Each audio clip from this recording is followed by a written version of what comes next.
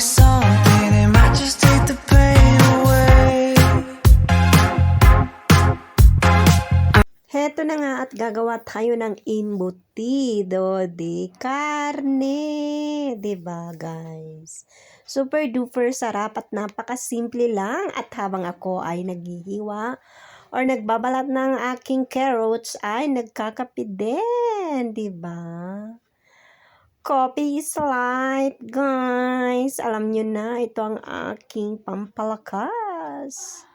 At habang ako ay nagbabalat din ng ating carrots, ay nanonood din ako ng TV guys. At eto na nga, hindi ko alam kung ano bang posisyon ng aking camera. Papunta doon, papunta dito, papunta doon, papunta dito, pataas, pababa.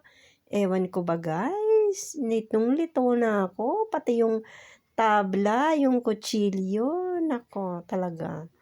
Eto na nga at hihiwa-hiwain ko na siya ng ganyan muna. Manipis na manipis muna.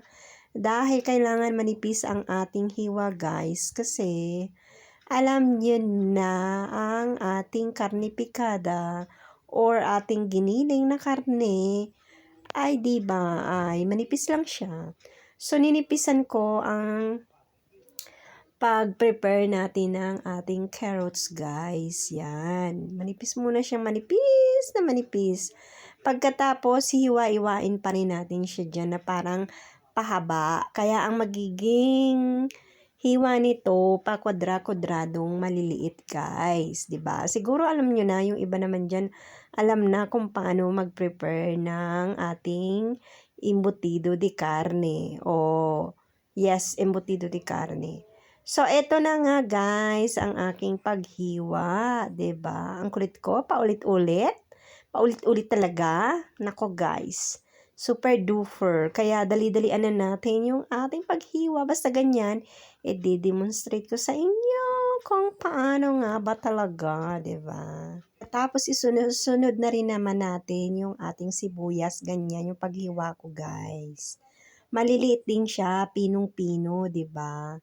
Ganyan. Para yung ating embutido de carne ay talagang masarap at maganda yung resulta, 'di ba? Pero ang paggawa ko nito guys, mini lang siya, maliliit lang siya. Yung talagang super duper maliit. Kumaga siguro mga yung ano ninyo, yung braso ninyo, yung pinakamaliit. Ewan ko lang kasi yung braso ko kasi maliit guys. So, maliit lang siya guys. Super duper maliit siya. Kasi ito, 250 grams ang ginamit ko dito na karne. 'Di ba kalahati ito. So, 500 grams. And then, ang ginawa ko, hinati ko pa yun, 250 grams. And then, madami na yun guys. Kasi siyempre, hahaluan ko to ng ating carrots, sibuyas, green peas, at saka, anong tawag dito? Bawang na durog, pamintang durog, yan.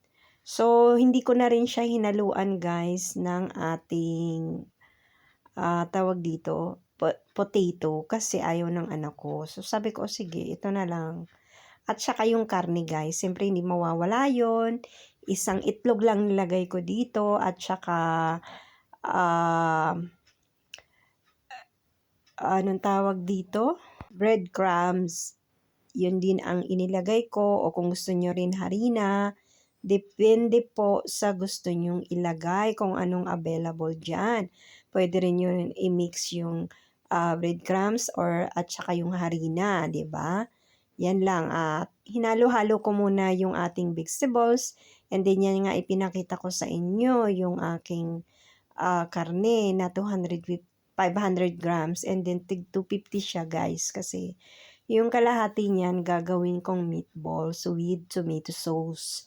Kaya yan. O, yan yung ating bawang na durog na tuyo. Kasi nga po, mas masarap din yan guys, kaysa sa yung bawang na, tawag dito, bawang na sariwa. Pero okay lang naman kasi mas maganda nga rin yung ating bawang na na sariwa. Kasi pag hiniwa-hiwa mo siyang maliliit, and then mas malasa yun, 'di ba? Tsaka nilagyan ko din siya ng pamintang durog, guys, at lalagyan natin ng asin. Konting asin lang, guys, ang ilalagay ko diyan, 'di ba? Isang kutsarita lang siya na asin. Kasi mas maganda na yung hindi siya maalatan, mas maganda yung mas matabang kasi pwedeng mong isawsaw na lang sa ating sausawan, 'di ba? Ketchup or toyo, depende na may suka, na may bawang, 'di ba? Depende po sa gusto ninyo. And then nilagyan ko nga po siya diyan ng breadcrumbs. Yan, ang tawag sa amin yan dito ay panrayaw. Yung pan, ibig sabihin, dinurog, kaya panrayaw ang tawag doon, okay? Nilagyan ko din siya dyan ng 2 kutsara, guys. And then, nilagyan ko siya ng konting sugar, kasi para ma-balance, mas lumabas yung kanyang lasa, guys, kapag nilagyan nyo yung pagkain nyo ng konting, anong tawag dito, asukal. Mas masarap siya, guys. Okay? So, yan na nga at imimix natin siya at lalagyan din natin siya dyan ng konting mantika. Depende sa kantidad, I mean sa gusto nyong tawag dito, panlasa o sa tingin ninyo. At nilagyan ko rin siya ng toyo, guys. Okay, lagyan nyo siya dyan ng konti at pampalasa din yan. Masarap din po kapag nilalagyan ninyo yung inyong giniling ng toyo. Sobrang sarap, 'di ba? At ito na nga at halu-haluin natin siya diyan. Tapos ang ginawa ko, guys, ay nilagyan ko rin siya ng isang itlog. Diretso ko na siya diyan ilagay, guys. Tapos i-mix ko na siya diyan. 2 kutsara ang pag-mix ko diyan. Pero mas gusto ko pa rin talaga yung ating pag-mix ng kamay. Kaya, mas maganda yun, guys. Pero wag niyong dudurugin, wag niyong paghihimasin kasi madudurog yung ating green peas, 'di ba?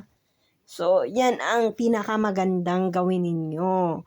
At kung halimbawa, kung hindi dry na dry siya, lagyan nyo ng konting mantika ulit, guys. So, yan ang kailangan gawin. Halu-haluin lang ng paunti-unti. Kumbaga, para hindi siya madurog yung ating gisantes. Okay? Mas maganda yon na ganyan lang, paunti-unti. Tapos, hindi ako nakontento, guys. Kaya, ang ginawa ko, minix ko na rin siya sa kamay. Pero, syempre, nagugas ako ng kamay dyan, guys. Huwag niyong isipin na madumi yung aking kamay. Nako, lagi po ako naguhugas. Bawat, anong tawag dito, pag gagawa ako ng isang bagay na hiwain or mga ingredients, ay talagang ako'y naguhugas, guys. So, yan. Yan ang gawin natin. Pagkatapos, syempre, maya-maya babalutin natin to, guys. Hindi ko na siya nilagyan ng hotdog at saka boiled egg. Kasi nga po, no need na. Kasi yung anak ko naman ay nagmamadali na, guys. At gutom na siya. Kasi ako kasi nagluluto, gusto ko actual. Ganun ako, guys, magluto. Yung talagang madalian. So, yun. Kapag halimbawa, 1 oras, ini-estimate ko yung oras kung bago kami kumain. Gusto ko mainit kasi yung aming kakainin. Ganun yan, guys. So, ito na nga, kumuha ako ng maliit lang dyan na aluminum foil. Pagkatapos sinati ko pa rin yan sa 2, guys. Kasi, syempre, maliit din yung gagawin natin na embutido de carne. Okay? Kasi nga po, kung gagamitan natin ng super duper naman na malaking anong tawag doon? Aluminum foil. Nako, guys, sobra naman yun. Sayang din at saka yung balot mas malaki pa sa laman, 'di ba? So, yan ang ginawa ko, guys. Yan, ganyan muna ang ginawa ko. Naglagay muna ako ng mantika sa kamay ko para hindi siya dumikit. So, pagkatapos, pinabilog ko muna siya. Pagkatapos, pahaba. Kaya nakita nyo kaagad na pahaba kaagad siya dyan. So yan, ganyan lang kaliit guys ang aking ginawa. So ang total nito na 250 grams ay 7 ang nagawa ko. Na hindi naman super duper maliit, hindi rin naman super duper na malaki.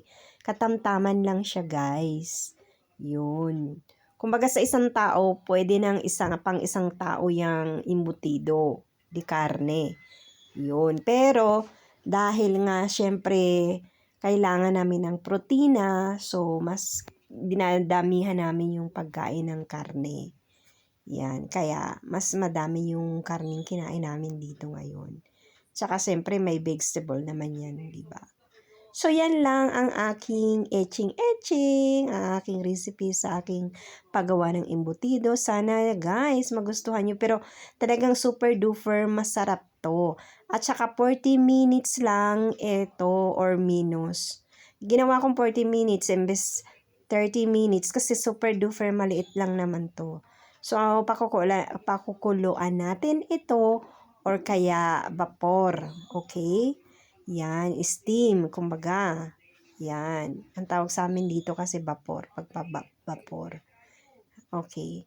So, yan na nga ang aking ginawa sa aking embutido de carne na super duper na napakasarap. So, i-repeat lang natin ang i-repeat hanggang sa maubos natin yan guys. Kasi,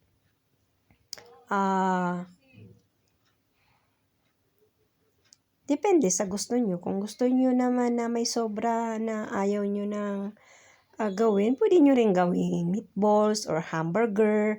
Depende, diba? Yun. So, ito lang naman ang aking pinakita sa inyo ng aking recipe or paggawa ng aking embutido na napakasarap at super, super sulit talaga. Ekonomiko, pwede kayo bumili ng tig 50 pesos na karning giniling, diba? Isang zanahorias, isang carrots, isang potato, diba? Mantikang tig 5 euro. Kunting tipid lang, isang sibuyas, isang bawang, ganun lang guys. Makakagawa na rin kayo ng ganito, diba? Tipid mommy tips nga ito, yun ang inaano ko sa inyo, pinapakita guys. Kaya yan, subukan nyo na. At pwede niyo rin tong papakin or sa vegetables or sa kanin, di ba?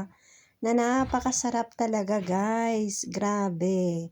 Kaya yan ang sinasabi ko sa inyo, gayahin nyo na dahil tipid mommy tips po ito. Kaya gayahin nyo na mga mommy. So hanggang dito na lang ang aking video at ingat po kayo lagi, di ba?